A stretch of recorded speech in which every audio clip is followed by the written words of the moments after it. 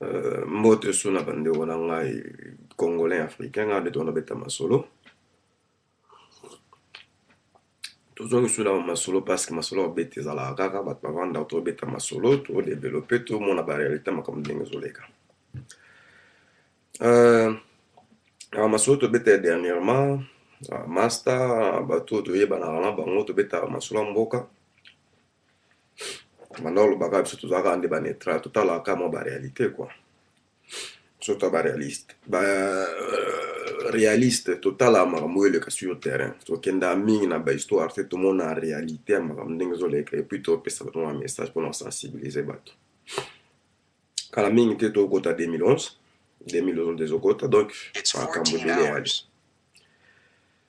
Alors, message à l'élo, Ezaïka ande to beta suba masolo na bato to beta masolo, bato ba intéressé à masolo mboka, ba netra concernant politique na makambo les cap actuellement quoi. Événement monene d'ici la 2011 et les Kana Congo. Alors, bato la focus mingi na makambo susu oyo ekopesa bango ba déception. Bato bana ba focus mingi na espoir mingi na makambo le msusu eko pesa bango ba réponse na ba question na bo banda ozela te quoi. Alors toza penza mingi basé sur bato te parce que moto ako déceptionné un jour parce que moto aka moto. Oyezo les gars dernièrement donc et comme moi actuel et ça moi plaisir. Tout comme mon aki non ba système na biso politique ba musique, ça commence à prendre des allures un peu internationales quoi. Ezateka ndenge zala na suka to na kala ezaka mambo ghetto. Bato bazaki tous plus surtout to benga politiciens biso ka Congo ka nde mambo Congo ngana vrai nationaliste ouais c'est bon c'est pas mal tous un nationaliste. Mais être nationaliste, c'est pas dire qu'il faut s'enfermer au cas où au Congo. Donc, être nationaliste, il faut à l'intérêt Congo. Être nationaliste, il faut coopérer. Être nationaliste, il faut à niveau international. Être nationaliste, il faut ndima baide nyoso. Alors, il y a un salaire qui non, mon petit mandat qui a tourné dans rond-point dans le système politique. Mais ce que tout le monde a moins avancement, ma bon, ok. Bah, pas comment comprendre que non. Et à la politique, pas comment comprendre que non. L'élection que vous en avez, quand même, il faut ça moi tourner mon peu moins international. Toyoka mama masolo eza kotonde bacha des autres toyoka mama masolo nde kotonde za mo appui toyoka ba comment bimasiko pona mona ke non attends on vanda le na bokonzi yango mais na oza obligé tout le temps ya collaborer kana bato wana mais na façon mo diplomatique quoi. Alors et ça la vraie nde to monde ba politicien na biso ba komo tambola mo libanda kozwa mo ba idée libanda koza toujours enfermé te kozwa mo ba relation luka ba financement ba makamno so wana ça fait du courage. Mais ma bémo ezaka ke non peuple congolais tellement a beaucoup trop dessus tellement vivre dans ma promesse à l'okuta mingi tellement souffrance et comme on a un niveau mogo inexplicable espoir les a sauté alors to comme se pencher mingi ya ko se soulager ko pesa l'âme espoir 100% pas un monte politique ya mbongo te faut boye ba politicien bato basala la politique bazana pour nous diriger mboka mais ça peut aller comme ils veulent et ça peut aussi aller nande mususu. Alors il faut talaba deux facteurs et qu'aucun des positif et qu'aucun des négatif. Alors ceux qui est négatif et zalande ni ceux qui est positif et zalande. Alors tout ça mêlé te kaka na rolobaka ke non o nde ya lokwa nzambe yimto sunga mboka te o nde aza lokwa soki nde te. Parce que surtout exemple le Obama va na pouvoir, il a pas même terminé son mandat mais déclaration comme déjà danger. Parce que écoute à mboka ezali déjà na chaos donc na chaos wana ba pesi responsabilité moko oyo population ndimaki au population ponaki mais ba comme ko déclarer sans pour autant savoir que non a magicien ta ko changer comme na 2 minutes na 3 jours na 1 année na 2 ans parce que c'est une très grande charge. Et ande mon histoire les organes Congo surtout ça la différence. Peuple a tellement dessus a comme on a que non na minute oyo kaka okota wana otopesaka espoir mingi yenda ko sunga mboka mbamu échanger ça prendra du temps et vous aka tamulai. Là mususu a planifier to bannir nzela kitoko pona ba mususu ba na sima bo ba ndenge au développer. Le problème premièrement dans mboka est très important c'est la démocratie. Et après démocratie so evandi na moi vrai ndé makamno so ezamo mala. Alors to pesa espoir mingi na batute. Parce que biso to aka batu. Alors, ça fait du bien. Makambo nyonso ezala kitoko eleka l'amiable. Et puis une des choses, tout le monde doit être sensibilisé. Bokonzi ezala ya ekolo moko te nde tobetaka masolo tokoleka ezala te ke lokwa oyo aza mokongo, lokwa aza mongala, lokwa aza moswahili. Donc masolo ezobetama na Congo, ça concerne tous les Congolais pour les intérêts de peuple congolais. Alors nde so masolo ezobetama façon wana epesa mwa vrai.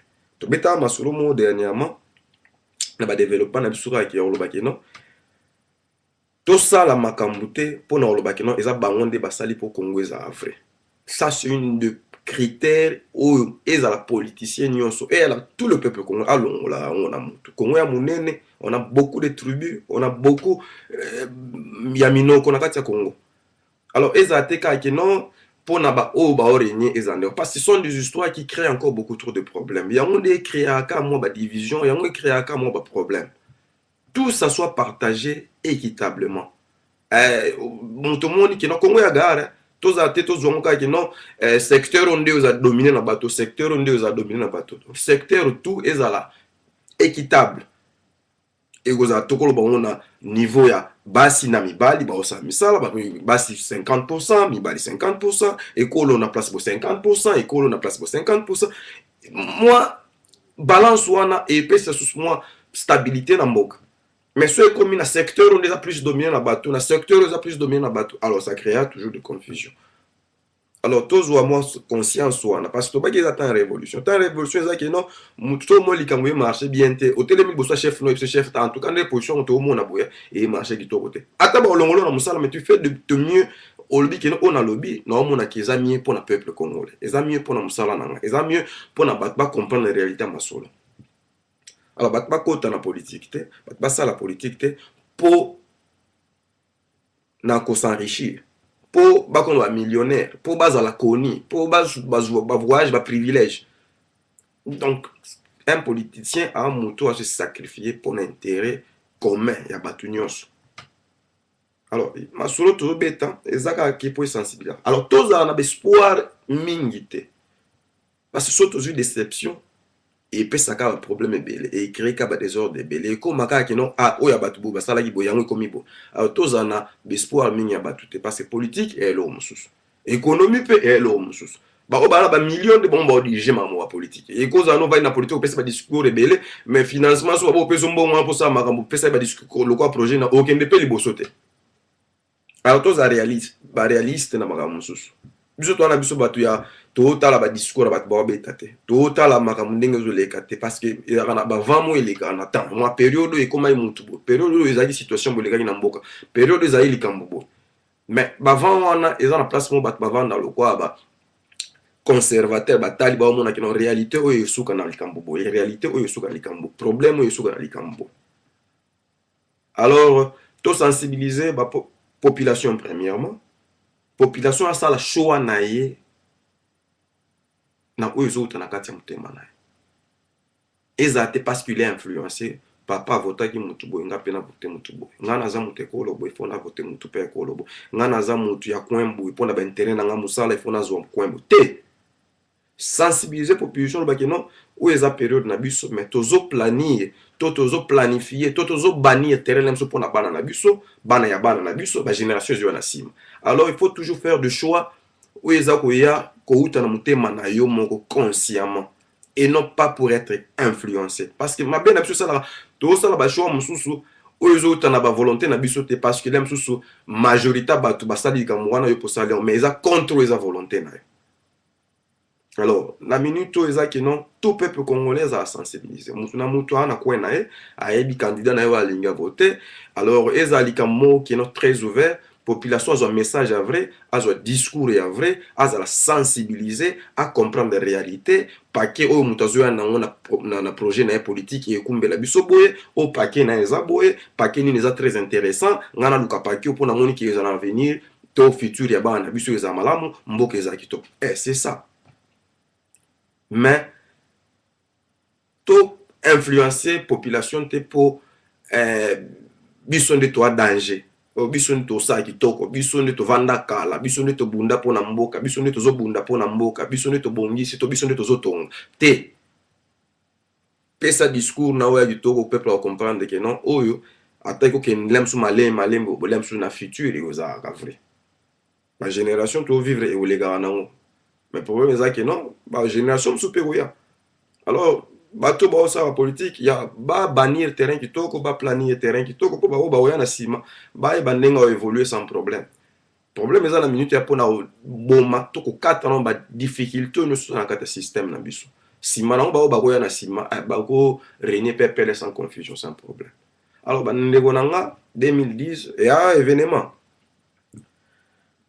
makambo eleki ebele bato bamoni mingi ti suka bato babose confier sur na bapoliticien te, parce que c'est ce qui se fait beaucoup trop ici en Europe.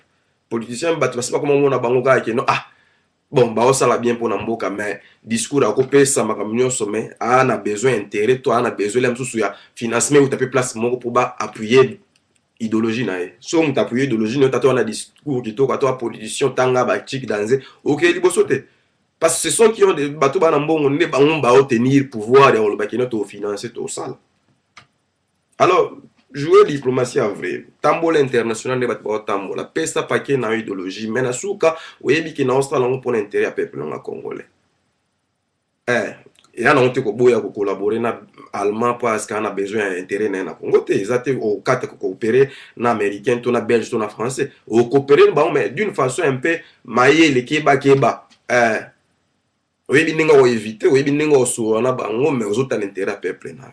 Alors tout ça ba bilo moté ya oloba très extrémiste oloba tenga intérêt ga ya peuple congolais ya mona ki bato ba kufa ndenge wana ba discours ga ya brisque liboso bato ba comprendre te et créer ba zizani, alors et créer ba mort bato bele bela bato pe bazo ba position en vendre na pouvoir te parce que ba trop extrémiste na idéologie na bango ya nationalisme yango esa ke bato supe ba obanga parce que coopération e marche vrai. Mais to fongwama tota makambo na réalité nango makambo zo changer makambo ya ka ndenge ezala ite kozala pe ka ndenge ezala te parce que tolobaka masolo keno Congo yo changer et ezala ka ndenge ezala wana te makambo ebele yo changer tozomona. Alors epesa biso sous moi maele à comprendre oza moi message yo mona ka réaction ya mouvement zolega mikolo ya élection so ndeni mais problème na biso ezaka keno ki mie kota mboka démocratie bandi baoloba wana esalama.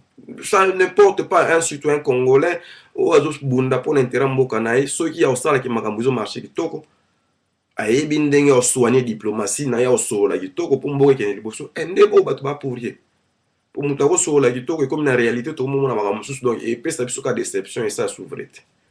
Alors ezai moi lisolo lelo bao bozo message ka nde to développer na biso bata ba internaute to beta masolo ngo to pesa ba idée to mona ba vision makambo biso to mona ngo différent en dehors ya makambo politique pour biso ba politicien te, mais to beta ka ba masolo ya comprendre que non réalité za boye bat ba vivre réalité ndenge mosusu. Alors qu'il faut sensibiliser batu ko la ba que non sur le terrain ba discours belé ba otangelo ba batu belé ba ça ba politique, mais sur le terrain où il sala mande yango. Alors et ça li moi vrai à la prochaine temps makambo ba marché s'ouvre trop ya sur ba message pas biso to fanda ka to beta masolo a to sensibiliser sur batu mosusu to beta sur ba masolo vrai à total. Il y a l'espoir. Maintenant il faut savoir que non la plupart des pays au monde, Mboke Bele va continuer Bele, le yeux fixé sur l'Afrique. Sur le temps de l'Afrique maintenant. Mais il faut aux Amaël.